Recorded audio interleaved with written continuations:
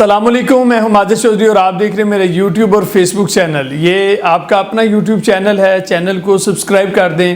Like کر دیں اور کمنٹ بھی ضرور کیا کریں، کیونکہ آپ لوگوں کی رائے میرے لیے بہت زیادہ مقدم ہوتی ہے۔ بہت سے لوگ تنقید بھی کرتے ہیں، آپ لوگوں کی تنقید جو ہے وہ سر آنکھوں پر مجھے خوشی ہوتی ہے کہ آپ پرسنلی جو ہے وہ دلچسپی شو کرتے ہیں ویڈیوز کے اندر۔ آپ کو پتہ ہے کہ پریکٹس اینڈ پروسیجر کا فیصلہ آیا، جس کی سماعت جو ہے وہ فل بینچ نے کی، جس میں سے 10 ججز نے کہا کہ قانون درست ہے اور 5 نے اس کی مخالفت کی، یعنی کہ 10-5 سے فیصلہ آیا۔ ایک اچھی بات ہے کہ فل کورٹ بیٹھا۔ قاضی فائز عیسیٰ صاحب نے ویسے بھی یہ ایک تاریخ رقم کر دی ہے کہ کس طرح سپریم کورٹ کی سماعت ہوتی ہے، کس طرح سے وکلا حضرات جو ہیں وہ اپنے دلائل دیتے ہیں، کس طرح سے ججز صاحبان جو ہیں وہ ریئیکٹ کرتے ہیں، اور لائیو سماعت چلا کر قاضی فائز عیسیٰ صاحب نے ہسٹری قائم کر دی ہے۔ قاضی فائز عیسیٰ صاحب جو ہیں انہوں نے اپنے جو کلیگز ہیں ان کے ساتھ جو ہے وہ مل کر ایک فل کورٹ بنایا، چاہے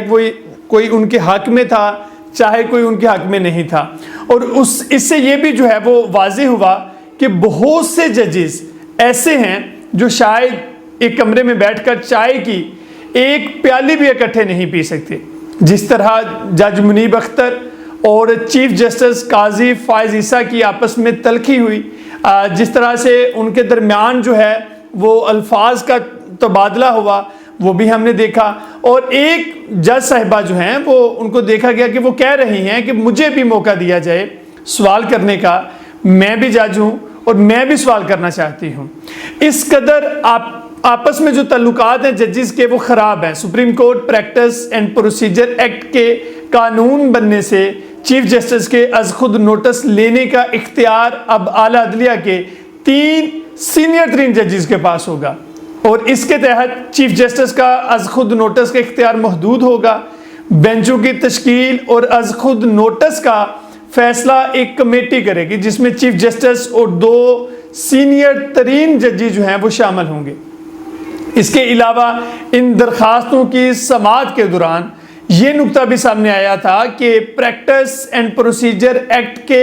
اطلاق کے بعد یہ جو ہے وہ کیے گئے اور از خود نوٹس کے تحت کیے گئے فیصلوں کے خلاف اپیل کا حق ملنا چاہیے یا نہیں۔ تو اس نقطے پر اکثریت نے یہ فیصلہ کیا کہ اس ایکٹ کے اطلاق کے بعد کوئی بھی متاثرہ شخص جو ہے وہ اپیل کر سکتا ہے۔ یہ فیصلہ 6-9 کے تناسب سے آیا ہے۔ اچھا، اب آ جاتے ہیں میاں نواز شریف صاحب جو ہیں وہ الیکشن لڑ سکیں گے یا نہیں۔ دیکھیں، ایک بات جو ہے وہ ذہن میں رکھیں کہ شہباز شریف صاحب کی جو حکومت ہے اس میں سیکشن 232 میں تبدیلی کر کے بتا دیا جی جو نااہلی ہے وہ 5 سال سے زیادہ نہیں ہوگی، لیکن ایک جگہ مسئلہ موجود ہے، کیونکہ پی ایم ایل این جو ہے وہ نہیں مانتی، وہ بحث جو ہے وہ موجود ہے۔ کیا سپریم کورٹ کا جو ایک فیصلہ موجود ہے، فیصلہ ہو چکا ہے، چونکہ اب یہ قانون بھی جو ہے وہ بن چکا ہے، تو سپریم کورٹ نے اسے بھی جو ہے وہ درست قرار دے دیا ہے، لیکن سپریم کورٹ نے یہ نہیں کہا کہ پہلے کیے ہوئے فیصلوں کے خلاف ترامیم ہو سکیں گی۔ وہ ہے سمیع اللہ بلوچ کا کیس، جس میں عمر عطا بندیال صاحب نے لکھا ہوا ہے یہ جو نااہلی ہے 62(1) کے تحت وہ تا عمر ہوگی، تا حیات ہوگی۔ اب سوال یہ پیدا ہوتا ہے، سپریم کورٹ کا فیصلہ اپنی جگہ موجود ہے، تو کیا سپریم کورٹ کے فیصلے کو الیکشن ایکٹ میں ترامیم کر کے ختم کیا جا سکتا ہے؟ اس کا اثر ختم کیا جا سکتا ہے یا نہیں؟ اس پر ابھی جو ہے وہ بحث ہونی ہے۔ دوسرا، لاہور ہائی کورٹ نے لاہور کی ضلع انتظامیہ کو ہدایت کی ہے کہ وہ پاکستان تحریک انصاف کی جانب سے جو شہر میں جلسے کی اجازت سے متعلق فیصلہ جو ہے وہ کر کے کل یعنی جمعے کے روز رپورٹ جو ہے وہ عدالت میں جمع کروائے۔ پاکستان تحریک انصاف نے 15 اکتوبر کو لاہور میں لبرٹی چوک میں جلسہ کرنے کے لیے اپنا جو الیکشن کا منشور ہے وہ دینے کے لیے لاہور ہائی کورٹ میں جو ہے وہ درخواست دائر کی ہوئی ہے کہ انتظامیہ سے ان کو اجازت نہیں مل رہی۔ تو پاکستان تحریک انصاف جو ہے وہ ایک سیاسی جماعت ہے، اور اس کو جو ہے وہ جلسہ کرنے کی اجازت دی جائے۔ تو تحریک انصاف کی جانب سے ہائی کورٹ میں جو دائر درخواست ہے اس میں یہ موقف اختیار کیا گیا ہے کہ ملک میں عن قریب عام انتخابات کا انعقاد ہونے جا رہا ہے اور تحریک انصاف اس ضمن میں الیکشن کے لیے اپنے منشور کا جو ہے وہ اعلان جلسے میں کرنا چاہتی ہے۔ پی ٹی آئی کے مطابق 15 اکتوبر کو لاہور میں اس متوقع جلسے کے لیے ڈپٹی کمشنر سمیت دیگر ذمہ داران کو درخواستیں دی گئیں تاکہ اجازت نامہ جو ہے وہ مل سکے، تاہم لبرٹی چوک میں جو ہے وہ جلسے کی اجازت نہیں دی گئی۔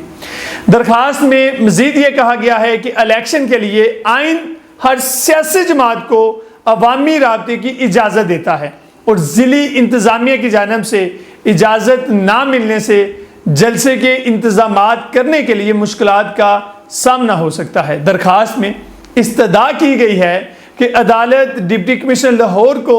یہ جلسہ کرنے کی جو ہے وہ اجازت دینے کا جو ہے وہ حکم دے اور عدالت نے ڈپٹی کمشنر لاہور کو جلسے کی درخواست پر فیصلہ کرنے کی ہدایت کرتے ہوئے انہیں کل تک جو ہے وہ عدالت میں رپورٹ جمع کروانے کی ہدایت کی ہے۔ اور پاکستان تحریک انصاف جو ہے وہ 15 اکتوبر کو لاہور میں لبرٹی چوک میں جلسہ کرنا چاہتی ہے، لیکن اس کی ان کو ابھی تک اجازت نہیں مل سکی۔ اب دیکھتے ہیں کہ کل جو ہے وہ ان کو اجازت مل پاتی ہے یا نہیں، کیونکہ اتوار کے روز 15 اکتوبر کو جو پاکستان تحریک انصاف ہے وہ اپنا ایک پاور شو کرنا چاہ رہی ہے۔ تو اب یہاں پر سوال بہت سے ہیں، کیا یہ جو پاور شو ہے وہ عمران خان صاحب جیل کے اندر ہیں تو کیا یہ پاور شو ہو سکے گا، کامیاب ہو سکے گا؟ کیا انتظامیہ جو ہے وہ پاکستان تحریک انصاف کو اجازت دے گی کہ ملک بھر سے جہاں سے بھی پاکستان تحریک انصاف کے کارکن آنا چاہیں، ان کے جو رہنما ہیں وہ شامل ہونا چاہیں، وہ ہو سکتے ہیں؟ دیکھتے ہیں کہ کل کا فیصلہ کیا آتا ہے اور 15 اکتوبر کو جو ہے وہ پاکستان تحریک انصاف کے جو جلسہ ہے وہ کس حد تک کامیاب ہوتا ہے۔ اب تک کے لیے اتنا ہی۔ اپنے میزبان ماجد چوری کو دیجیے اجازت، ملتے ہیں اگلے ولاگ میں۔ اللہ حافظ۔